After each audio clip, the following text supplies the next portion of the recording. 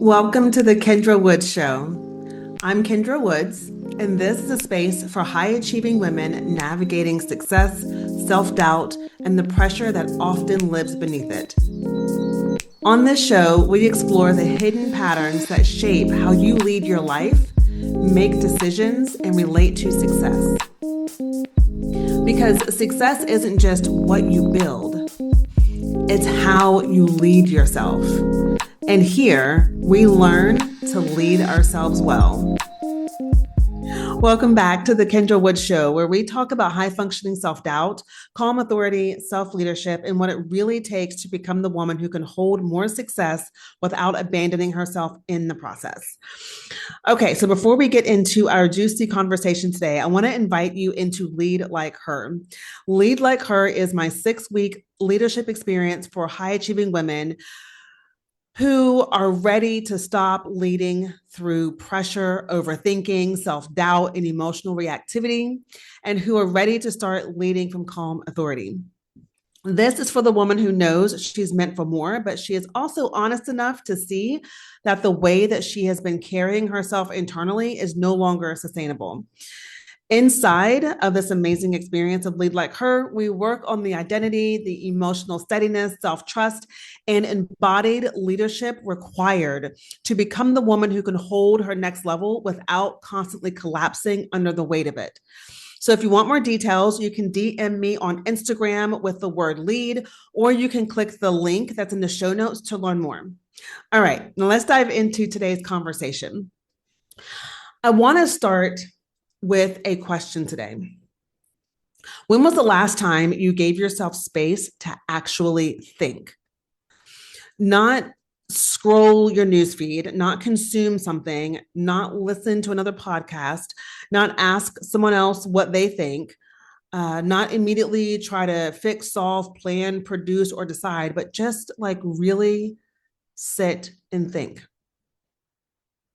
Just sit with yourself long enough for the deeper patterns to rise to the surface. And I'm asking you this because sometimes the insight that you need, it's not hiding inside of another strategy. The answer to the question that you need is not outside of you a lot of the times, right? Sometimes it's just hiding underneath the noise. And the noise is not always dramatic. Sometimes the noise is your calendar, your phone, your content plan. Maybe it's like your metrics, your email inbox. Maybe it's your family responsibilities, your business. It could be your ambition, your drive, your desire to be consistent, your desire to know what you're doing is working, right? Underneath all of that, there may be a deeper question that's running the entire show. And that question is this working? And what does that mean about me? And this is what I want to talk about today. This idea of this question that's running beneath the surface, because I had a moment today when I was at the gym. And to be honest, like I've been kind of like fighting with myself about getting back into my journal again. If you followed me for any length of time, you know that like journaling, the practice of journaling is something that I wholeheartedly stand by. But I've drifted away from that since we've moved, and it's been calling me back in. And so I did a little journal session the other day, and I just slowly stepped back into it. I was like, all right, I'm going to set my timer for 5 minutes, and I'm just going to write and journal. And some amazing insights and answers to some questions that I've been sitting with came through, right? And so today I was like, how have I forgotten this, right? Like that, how important it is to sit down and give myself space to think. So anyways, this is how this episode was formed, was just like for me having that thought today, then spending some time on my journal. And so I want to talk to you about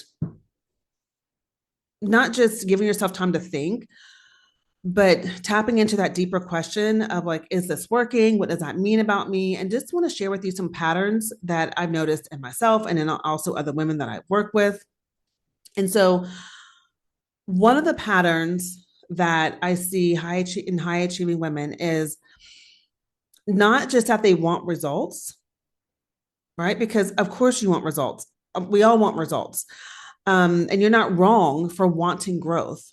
You're not wrong for wanting the sale, the opportunity, the recognition, the forward movement, the evidence, the transformation, the response. You're not wrong for wanting the body change that you're desiring or the business growth, the money, the engagement, the clarity, all of those things. Wanting the result is not the problem. The deeper issue is when the result becomes the thing that decides who you are allowed to be. When the outcome becomes an emotional verdict, when the number decides whether or not you're disciplined, when the sale decides whether you are credible, when the response that you get decides whether or not your voice matters, when the engagement decides whether your message is landing, when you step on the scale, when the scale decides whether or not you can trust yourself, or when the pace of growth decides whether you are behind or on time or ahead of the game. And this is where high functioning self doubt can become very subtle, okay? Because from the outside, you may still still look like you're taking the action, right? You're still showing up, you're still moving, you're still thinking, you're still building, but internally, you are making every outcome mean something about your identity. And that is exhausting because now you're not just tracking results, you are emotionally surviving them. And that's not where we want to be. There is a difference between looking at evidence and letting evidence determine your worth. There is a difference between observing your progress and using your progress as proof that you are either safe or that you're failing. There's a difference between being committed to growth and becoming emotionally dependent on immediate visible proof. And this is where so many high achieving women get caught, right? Like I've gotten caught up in this, right? As well, because you know how to work, you know how to push, you know how to figure things out, you know how to be responsible, you know how to make things happen. But what many women were never taught is how to stay steady while the evidence is still forming.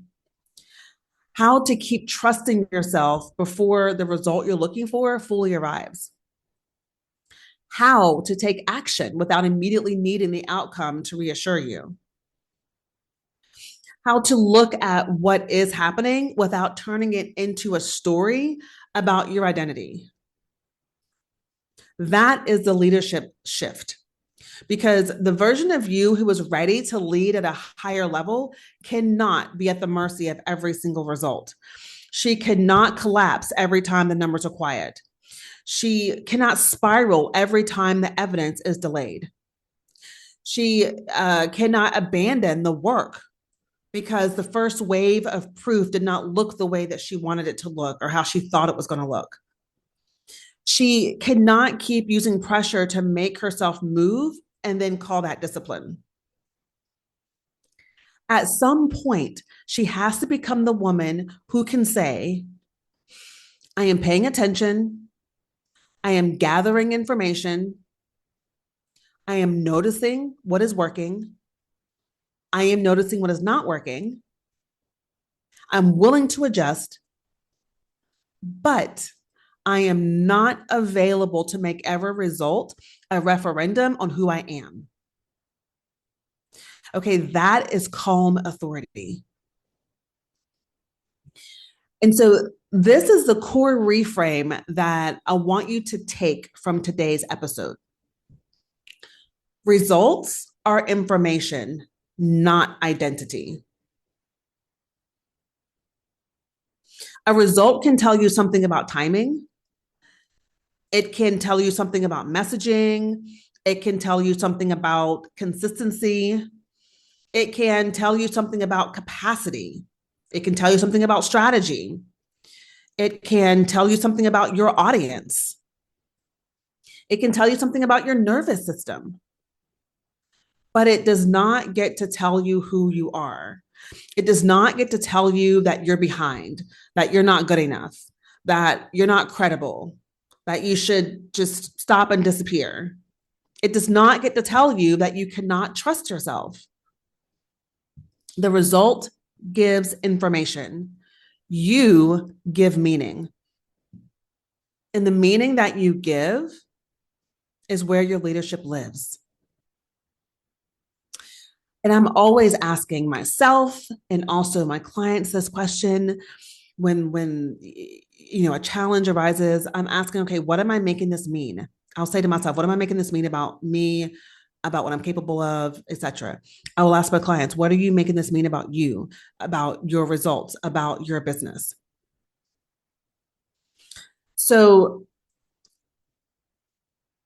that is why two women can experience the same result and respond completely different.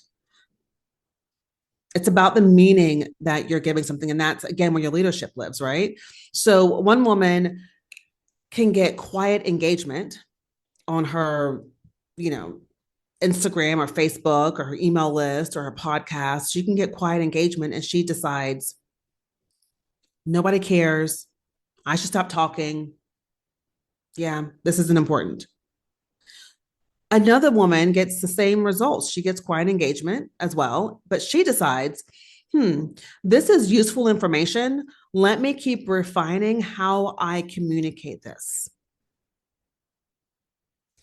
One woman, she makes an offer and hears nothing, and she decides, I knew this wouldn't work. And another woman makes an offer and hears nothing, and she decides, you know what? I am building the muscle of being seen. Let me stay with this. Same result, different meaning, different leadership, different future.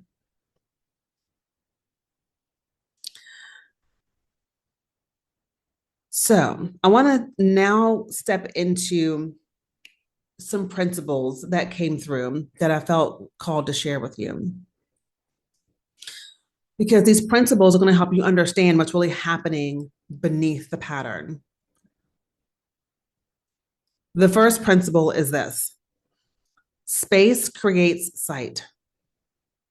When you give yourself room to think, when you never give yourself room to think, you often stay trapped at the surface of your own life. Meaning you are responding to what is urgent. You react to what is visible. You keep moving because stopping feels uncomfortable. But when you give yourself space, you start to see what is actually driving you. You notice the belief underneath the behavior. You notice the fear underneath the plan. You notice the pressure underneath the consistency. You notice the meaning you're attaching to the result. And so for many high achieving women, that space can feel confronting because your nervous system is used to motion. It's used to productivity. It is used to having something to do. But leadership requires space because you cannot lead yourself well if you cannot hear yourself clearly. The second principle is this: your inputs matter before the outcome confirms them. So if you only trust the process once the result arrives, then you're not really leading. You are waiting to be emotionally approved by the outcome. But your inputs matter now. The way you show up matters now. The way you prepare matters now. The way you speak matters right now. The way you practice matters right now. The way you regulate yourself matters now. The way that you make your offer matters right now. The way that you return to your standard over and over and over again matters right now. The way that you keep your word to yourself matters right now. And so this isn't because every single input creates an instant result. It's because every input is evidence of who you are becoming. And if you're waiting around for the external result before you acknowledge the internal shift, you will keep missing the identity that is being built in the invisible phase. Okay. So I don't want to get, there's lots that I have to say about this whole section here about inputs, because that has been a huge aha moment for me and a huge breakthrough for me is really focusing on my inputs, because that feels so successful. Instead of chasing certain outcomes, I can look and say, okay, like, what did I do today? Who was I being today that that's in direct alignment with where I say I want to go? And if those things, if those things, if I can look at those inputs and say, yes, I did that. Yes, I was being that. Not like from a checklist kind of place, but from a space of practicing the woman that I decide that I want to be. If I'm doing those things, then I know without a shadow of a doubt that the results are inevitable. The outcome is inevitable. All right. The third principle is this: you can tell the truth without turning it into a weapon. And this matters because some women here look at the results and they immediately go into self-criticism. They use the data to punish themselves. They use the evidence to shame themselves. They use the outcome to confirm some old story. But calm authority allows you to see clearly without being cruel to yourself. So you could say to yourself, okay, this did not create the result I wanted, without saying, I'm not good at this. You could say to yourself, okay, this needs refinement, without saying to yourself, oh, I failed. You can say to yourself, I need to be more consistent, without turning that consistency into pressure. That is leadership. Not avoiding the truth, not dramatizing the truth, but relating to the truth from just steadiness, right? I like to call it neutral, right? I can look at the truth and just be neutral about it. And then from that space, decide, okay, where do we get to go next? What is the next aligned step? All right, now I want to give you some old beliefs and new beliefs to sit with, because these are powerful. And you know that your beliefs are powerful. A big part of what you believe about yourself and about what you believe you can accomplish or have informs how you show up and informs your identity. So you know we always have to be working on our beliefs, right? So let's walk through some old beliefs, and I'm going to give you some new beliefs, and I want you to just sit with. Maybe you copy these down in your journal or you put them in your notes app and just be with them. So the old belief says, if the outcome is not here yet, something's wrong with me. The new belief says instead, the outcome is still forming and I can lead myself while it does. Powerful. Here's another one. The old belief says, if people do not respond immediately, my message must not matter. The new belief to that says, my work can be landing in ways I cannot yet measure. Yes. Another old belief says, if I have to adjust, then I failed. The new belief says, refinement is part of leadership. Old belief says, I need proof before I can trust myself. The new belief says instead, I build self-trust by honoring my inputs and observing my results with honesty. See how clean that is? Okay, one more. The old belief says, I build self-trust by honoring my inputs and observing my results with honesty. Oh, wait, that was the last new belief. the old belief says, a disappointing result means I should question everything. The new belief says, a disappointing result means I need to stay present enough to learn. Do you see how those land differently in your body when I said the new beliefs? They land clean, right? They land neutral. They land powerful. There's nothing there's no drama clinging to it. This is the shift. The old belief creates contraction. When I read the old beliefs, it makes your body contract. The old beliefs create urgency, they create shame, it creates like emotional whiplash. And it makes you want to overwork, disappear, start over, or seek some reassurance. But the new beliefs that I shared with you, those create steadiness. It gives you breathing room. It allows you to stay devoted without becoming desperate. It allows you to keep moving without forcing. It allows you to be honest with yourself without being harsh. That is the woman you are becoming. Not the woman who never wants results, not the woman who pretends she does not care, but the woman who can want the result deeply and still not hand her authority or her identity over to it. All right, now I want to give you something practical because I am very much a fan of practical frameworks and actions that you can take. Because so much of leadership begins with your ability to notice what is happening without immediately becoming consumed by it. So I want to share with you what I call the notice method. So notice stands for name the input, meaning what did you actually do? Not what did you think about doing, not what did you intend to do, not what did you shame yourself for not doing. No, what is the actual input? Did you make the offer? Did you make the call? Did you post the content? Did you ask for the raise? Did you send the email? Did you have the conversation? Did you go to the gym? Did you, track your behavior, or you keep your promise? Name the input clearly. The input essentially is like, okay, what did I do that's in alignment with where I say I want to go?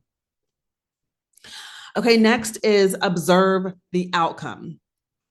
Okay, so what happened? Period. Again, remember, we're not putting meaning on this. So it's not about what you're afraid it means, not what story are you creating around it, just what happened. Maybe you're like, okay, 3 people responded. Maybe no one commented. Maybe you sent the email and it's been 24 hours and you haven't heard anything. Maybe you presented an offer and one person asked for details. Maybe the email that you sent had a lower open rate. Okay. Maybe you felt stronger this week or you felt more tired this week. Maybe if you were focusing on your body and health, maybe the scale didn't move. Maybe the sales page got views, but no one purchased yet. So observe the outcome without turning it into a personal attack.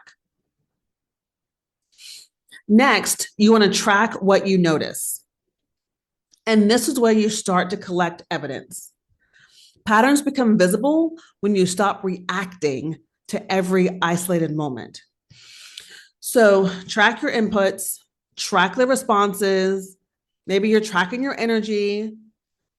Track what creates movement for you, what creates resistance for you. Track what happens when you stay consistent. Track what happens when you disappear, right? And this is not coming from obsession, again, coming from leadership. Because what you track from a neutral place can become wisdom. Next, you're going to identify the meaning you attached. And this is the part that most women skip. So ask yourself, what did I make this mean? Did I make this mean I was behind? Did I make this mean that I'm not good at this? Did I make it mean no one wants to have what I have? Did I make it mean that I can't trust myself? Did I make this mean I should just, blow up everything and start over again? This is where you interrupt the self-doubt spiral, because many times the pain is not only coming from the outcome, the pain's coming from the meaning that you attached to the outcome. Okay, next you want to choose a leadership response. So now you decide from calm authority, not from panic, not from pressure, not from proving, not from shame. You simply ask, what is the next clean step? Do I need to refine? Do I need to repeat? Do I need to rest? Do I need to make the offer again? Do I need to follow up on the email? Do I need to get support? Do I need to stop dramatizing the data? Do I simply need to hold steady? Okay, because leadership is not always about doing more. Sometimes leadership is staying with the thing long enough for it to mature. Okay, next is embody the action. And this is where the shift becomes real, because insight without embodiment becomes another beautiful idea that you never actually live. So take the next action as the woman you say you are becoming. Again, not the frantic version of you, not the version of you trying to prove that she deserves to be trusted, but the woman with calm authority, the woman who can see clearly, the woman who can adjust without collapsing, the woman who can stay steady without gripping or white knuckling the process, the woman who can let the result inform her but not define her. Okay. All right. So that is the notice method. Name the input, observe the outcome, track what you notice, identify the meaning, choose the leadership response, embody the next action. Okay. I hope you wrote that down, and I want to challenge you to practice that with yourself this week. And if you do, I'd love for you to share it with me on Instagram. Let me know like how it goes for you. Okay.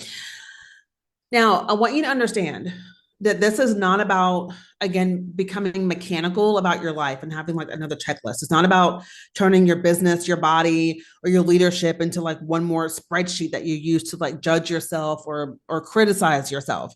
This is about creating a new relationship with evidence, a new relationship with growth, a new relationship with the invisible phase, a new relationship with yourself. Because the woman you are becoming needs to be able to hold the space between the input and the outcome. That is where so much of your leadership is actually developed. Not just after the result comes, not just when everybody sees it, not when the numbers validate it, but in the space where you are becoming before the world has caught up. This is where you decide who you are. In that space is where you practice self-trust. In that space is where you stop outsourcing your identity to immediate proof. Okay, so I'm going to leave you with several questions here for you to consider and for you to sit with during your thinking time. First question, what are you letting the outcome decide? Where are you letting the outcome decide who you are? Where are you using a result as a verdict instead of information? Where are you waiting for proof before you allow yourself to trust the woman you are becoming? And where do you need to give yourself space to think so you can actually hear what your life is trying to show you?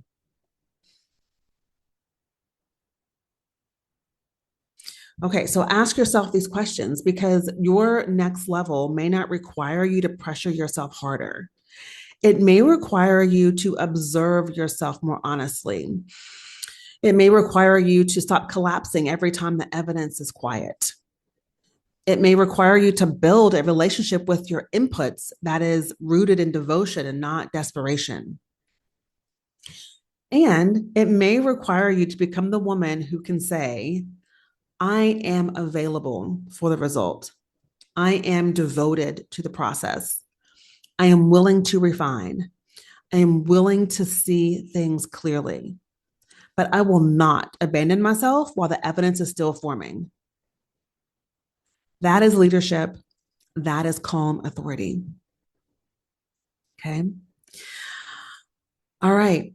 Listen, this is the work that we do inside of Lead Like Her, because Lead Like Her is not about becoming a woman who never wants more. It's not about becoming so regulated that you no longer care about your results. It's about becoming the woman who can hold desire, ambition, visibility, responsibility, and growth without losing herself in the process. It's about learning how to lead yourself through the space between where you are and where you are becoming. So if this episode spoke to you and you know you're ready to stop leading yourself through pressure, overthinking, emotional reactivity, and self-doubt, I would love to invite you into Lead Like Her. Again, this is my 6-week leadership experience for the woman who's ready to become more steady, more self-led, more embodied, and more anchored in the woman she is becoming. So you can DM me on Instagram with the word lead for details, or you can simply click the link in the show notes to learn more and enroll. And so as you move through this week, I want you to practice noticing. Not judging, not spiraling, not making every result mean something about your worth, just noticing. Practice the notice method. Because what you notice, you can lead. And what you can lead, you can change. Thank you so much for listening to the Kendra Woods Show. And until next time, remember to lead yourself well.